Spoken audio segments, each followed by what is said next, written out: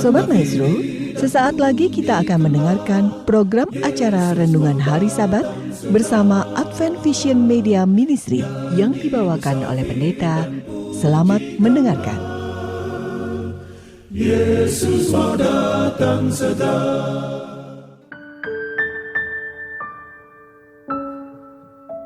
Selamat pagi dan selamat Sabat, saudara-saudara yang dikasihi oleh Tuhan. Salam sejahtera buat seluruh pendengar Maestro yang kami kasihi. Pada pagi ini saya, Pendeta Cucu Elia, akan bersama-sama dengan saudara untuk membaca dan merenungkan firman Tuhan. Dan pada pagi ini, judulnya Pemerintahan versus Ibadah, yang kami dasarkan dari Daniel pasal yang ke-6. Sebelumnya mari kita akan berdoa. Ya Bapa yang bertahta di sorga, kami mohon berkat, kami mohon tuntunan Roh Kudus bila mana kami akan membaca dan merenungkan firman Tuhan. Biarlah kami semakin mengerti jalan-jalan Tuhan, kami semakin mengerti akan kehendak Tuhan. Di dalam nama Yesus Kristus kami berdoa dan bersyukur. Amin. Saudara-saudara yang dikasihi oleh Tuhan, di negeri kita yang kita cintai, Indonesia ini, kita memiliki banyak peraturan-peraturan yang terkait dengan kehidupan keberagamaan kita. Indonesia memiliki 6 keagamaan yang diakui untuk saat ini. Dan keagamaan atau beberapa agama yang tercakup dalam 6 agama ini, di dalamnya haruslah mengikuti peraturan-peraturan yang dibuat oleh pemerintah. Salah satu yang sangat terkenal adalah adanya SKB 3 Menteri yang membuat sebahagian mungkin senang, sebagian lagi merasa sesak oleh karena sulitnya mendapatkan izin-izin kegiatan ibadah dan khususnya pembangunan rumah ibadah. Selain kasih Tuhan, mari kita melihat akan apa yang telah terjadi pada zaman dulu terkait dengan kehidupan pemerintahan dan kaitannya dengan keberadaan orang-orang yang menganut agama-agama tertentu. Saya ingin membaca dan bersama-sama kita melihat apa yang terjadi dalam sejarah yang ditulis dalam Alkitab oleh Nabi Daniel. Daniel pasal yang ke-6 adalah sebuah sejarah yang tentu terkait dengan kehidupan umat Tuhan. Yaitu sejarah mulainya berganti pemerintahan yang berdaulat. Pemerintahan yang menjadi pemerintahan yang mendunia, adik kuasa. Setelah kekuasaan yang sebelumnya ditumbangkan, yaitu kerajaan Babylon. Kerajaan berikutnya yang menjadi negara adik kuasa adalah negara Persia dan Media. Mereka bersama-sama membangun sebuah kekuatan baru. Dikatakan dalam ayat yang pertama, Darius orang Media menerima pemerintahan ketika ia berumur 62 tahun. Lalu berkenanlah Darius mengangkat 120 wakil-wakil raja atas kerajaannya. Mereka akan ditempatkan di seluruh kerajaan. Membawahi mereka diangkat pula 3 pejabat tinggi, dan Daniel adalah salah satu dari ketiga orang itu. Kepada merekalah para wakil-wakil raja harus memberi pertanggungan jawab supaya raja jangan dirugikan. Maka Daniel ini melebihi para pejabat tinggi dan para wakil raja itu, karena ia mempunyai roh yang luar biasa. Dan raja bermaksud untuk menempatkannya atas seluruh kerajaan. Luar biasa saudaraku sekalian, melihat beberapa ayat yang disebutkan umat Tuhan di dalamnya. Ada Daniel yang memiliki kesempatan untuk duduk dalam jabatan pemerintah yang dianggap sebagai jabatan bergengsi. Apa yang dapat kita lihat saudaraku sekalian membaca ayat-ayat ini yang dikutip atau dinyatakan oleh Nabi Daniel? Saudaraku, cerita atau sejarah daripada kerajaan Persia dan Media bukanlah sejarah yang bisa dianggap sepele. karena ini adalah sebuah kekuatan besar pada waktu itu, sehingga perlu Alkitab mencatatkannya. Dan bahkan para penulis sejarah pun tidak pernah bisa melupakan akan peristiwa-peristiwa yang terjadi ketika kerajaan ini sedang berjaya. Dan khususnya bagaimana pemerintahan ini berjalan.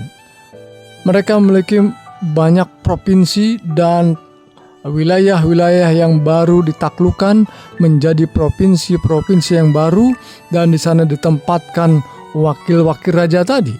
Dan saat yang sama ditempatkan orang-orang dekat raja untuk mengawasi mereka, untuk memastikan loyalitas mereka. Dan di dalamnya tentu saja ada perangkat hukum yang jelas untuk dapat diikuti oleh seluruh negeri, warga di negeri itu, termasuk di negara-negara atau wilayah-wilayah yang baru ditaklukkan. Membaca ayat ini, saudaraku sekalian, luar biasa, sebab kerajaan ini, kerajaan yang sangat tertib, terpimpin oleh seorang raja. Bukan saja seorang raja, tetapi ada satu kekuatan yang membuat raja itu terhormat. Kerajaan itu sangat terhormat karena tentu para pembuat hukumnya sangat luar biasa. Dengan adanya adalah wakil raja 120 orang, dan ada tiga orang, orang yang dianggap penting, memiliki jabatan tinggi di negeri itu, menjadikan negeri ini menjadi sesuatu negara yang begitu tertib, bertahun dan beratus tahun mereka bertahan menjadi negara adidaya. Dan yang menarik dalam cerita ini adalah adanya Daniel. Daniel menjadi bukan saja wakil raja, tapi dia menjadi pejabat tinggi dari 3 orang. Dan dia salah satunya, bahkan di antara yang 3 orang ini pun Daniel adalah yang tertinggi. Sehingga dapat dikatakan Daniel adalah nomor 2 setelah raja. Luar biasa, saudaraku sekalian. Menariknya lagi bahwa Daniel itu adalah seorang tawanan di negeri Babylon. Dan negeri Babylon yang hebat itu sudah dikalahkan oleh Media dan Persia. Tetapi entah mengapa tidak terlalu dijelaskan mengapa Daniel kemudian bisa juga mendapat kedudukan yang baik di negeri yang mengalahkan negerinya sebelumnya. Tentunya saudaraku sekalian, kita perlu mempertimbangkan hal ini, sebab ini menjadi sebuah fakta yang mengejutkan sekaligus mengecewakan sebahagian besar wakil raja. Sebab mereka yang sangat loyal kepada pemerintahan dari kerajaan Media dan Persia ini tidak mendapat kedudukan yang tinggi seperti Daniel. Padahal Daniel itu siapa? Tidak ada apa-apanya bagi mereka. Dia adalah seorang tawanan yang diambil dari kerajaan sebelumnya. Namun demikian, ada pernyataan Alkitab yang dinyatakan dalam ayat yang keempat tadi, bahwa dia mempunyai roh yang luar biasa, dan raja bermaksud untuk menempatkannya atas seluruh kerajaan. Luar biasa, saudaraku sekalian. Jadi, memang dari satu sisi seorang raja membutuhkan seorang yang penuh hikmat, dan Daniel lah yang memilikinya. Namun dari sisi lain, di mana para pengikut yang loyal mengharapkan jabatan yang juga dimiliki oleh Daniel, ini seolah-olah membuat mereka cemburu dan iri. Seharusnya mereka lah yang duduk di sana. Dan kecemburuan mereka terus bertambah-tambah, saudaraku sekalian. Jadi poin pertama di sini, saudaraku, perlu dilihat bahwa ada satu kerajaan yang menguasai dunia dan memiliki peraturan-peraturan yang sangat tertib, dan ditunjukkan dengan sistem pemerintahan seperti yang kita baca.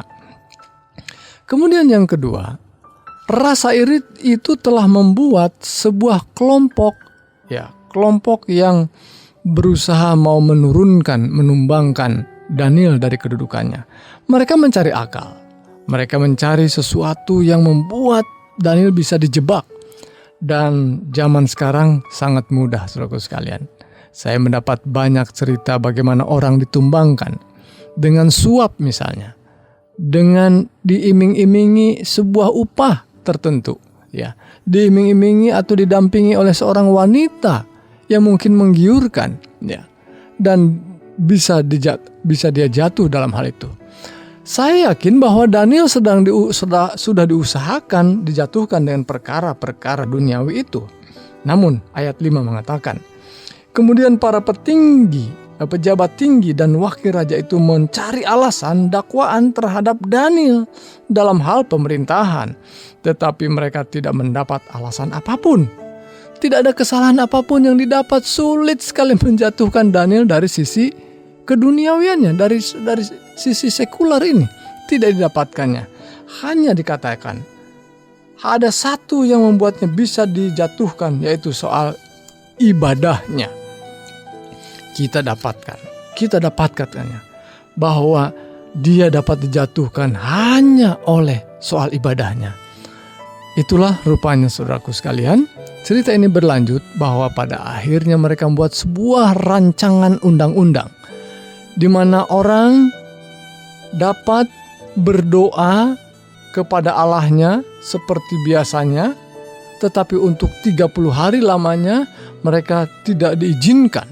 Ya, ini sekali lagi merujuk pada judul yang kami buat, bahwa pemerintahan diarahkan untuk memiliki peraturan terkait dengan kehidupan keagamaan. Dan itu akan menjepit salah satu atau seseorang atau sekelompok orang. Dan inilah yang dibuat rancangan undang-undang itu rupanya tidak diketahui oleh sang raja. Karena raja terlena dengan rancangan undang-undang yang akan membuatnya tinggi melambung sebagai seorang yang disembah seperti seorang Allah.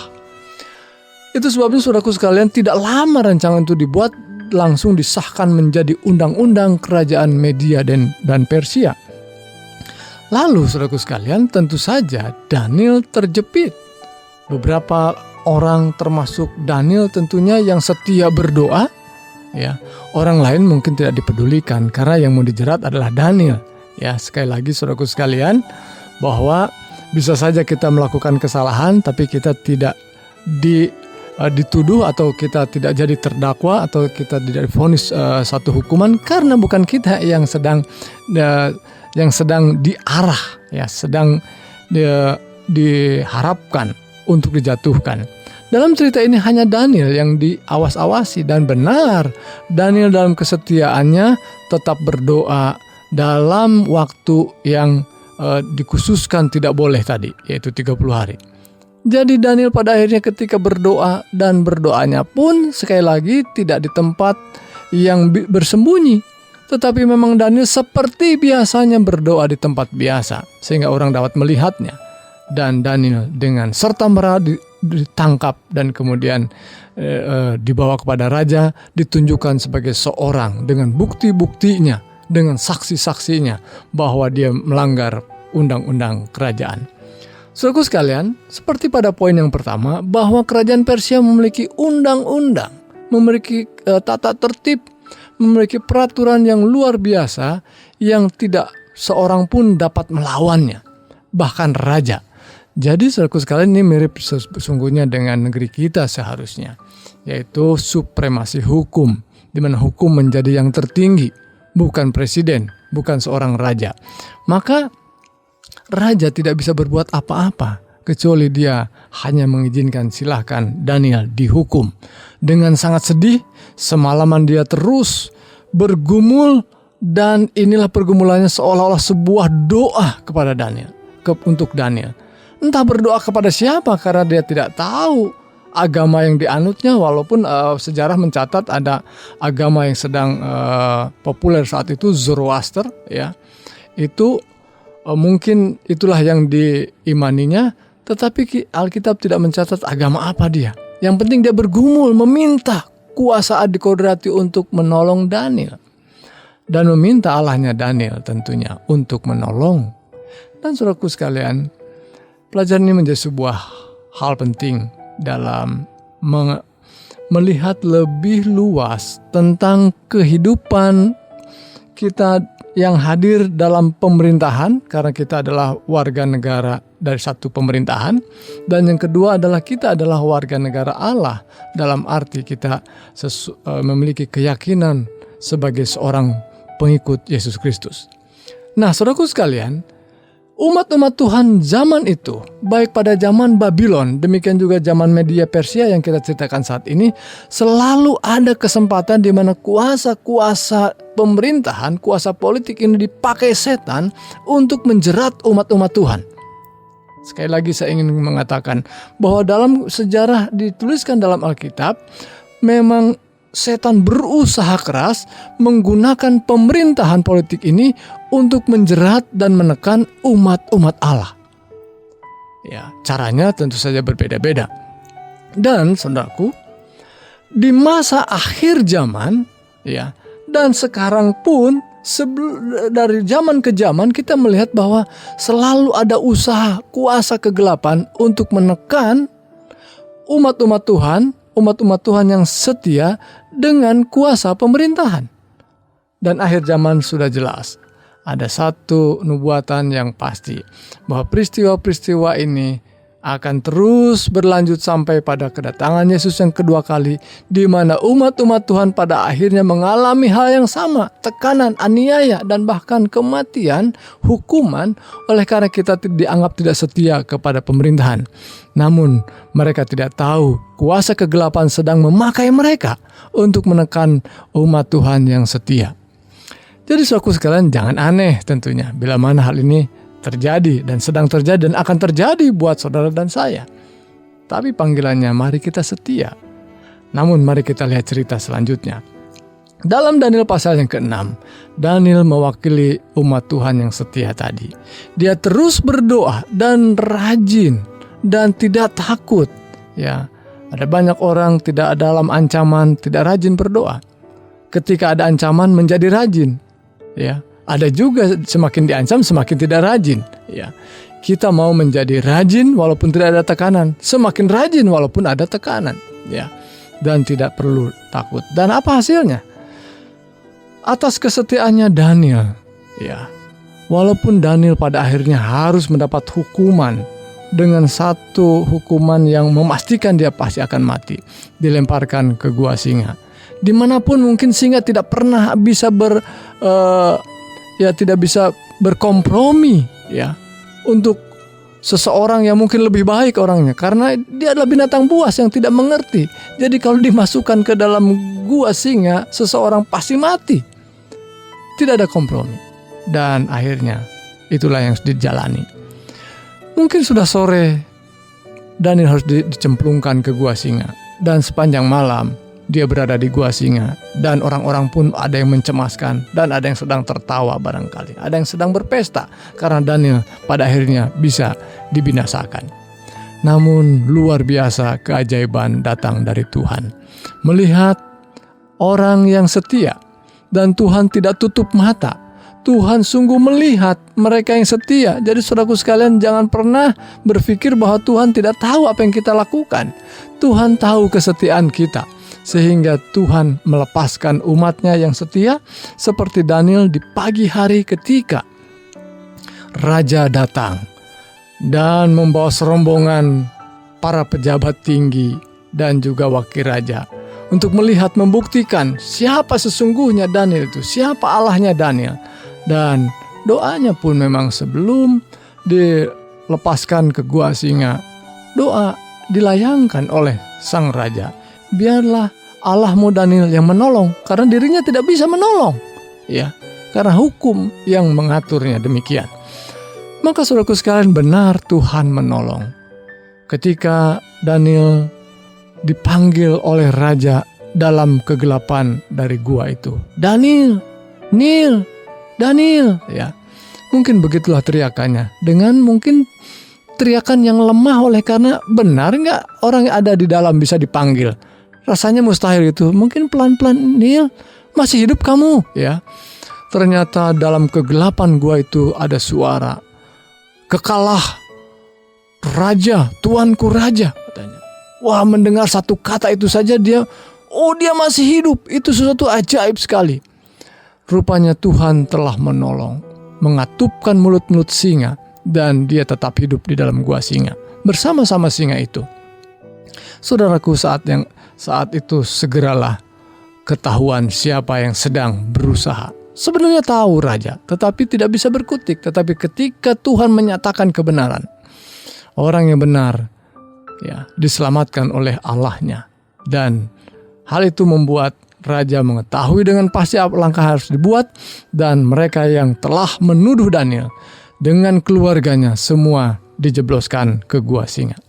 Saudaraku sekalian, bukan kita puas dengan hukuman itu, tetapi kita harus puas bahwa umat Tuhan pada akhirnya dilepaskan. Dan itu sebuah janji yang pasti bahwa saudara dan saya pun bisa mengalami tekanan yang sama, bisa mengalami aniaya yang sama, dan pasti akan terjadi karena nubuatan dari Tuhan kita Yesus Kristus pun menyatakan hal itu, bahwa kita akan digiring ke pengadilan, kita akan ditekan, bahkan disiksa, dianiaya, bahkan harus mengalami kematian. Tetapi mereka yang setia, walaupun mati, Tuhan akan bangkitkan. Tapi yang hidup, Tuhan izinkan tetap setia dan Tuhan berikan kelepasan. Itulah doa dan kerinduan kita. Tuhan Yesus memberkati, mari kita berdoa. Bapa yang penuh kasih, kami ucap syukur untuk cerita yang indah dari Nabi Daniel, dari kitab Daniel pasal 6, untuk kami boleh melihat bahwa ada kekuatan-kekuatan yang digerakkan oleh kuasa kegelapan yang akan menekan umat Tuhan. Dan biarlah kami tetap setia berpaut kepada firman-Mu Tuhan. Inilah doa kami Bapa. Mohon berkat kami untuk saudara-saudara kami yang bergumul saat ini Tuhan. Untuk saudara kami yang sakit Tuhan, jamahlah mereka dengan tangan kuasa-Mu. Berikan kekuatan dan kesembuhan. Tambahkan iman untuk kami semakin melihat bahwa Tuhan sedang bekerja dan sedang melakukan mujizat untuk kami. Inilah doa kami di dalam nama Yesus Kristus kami berdoa dan bersyukur. Amin.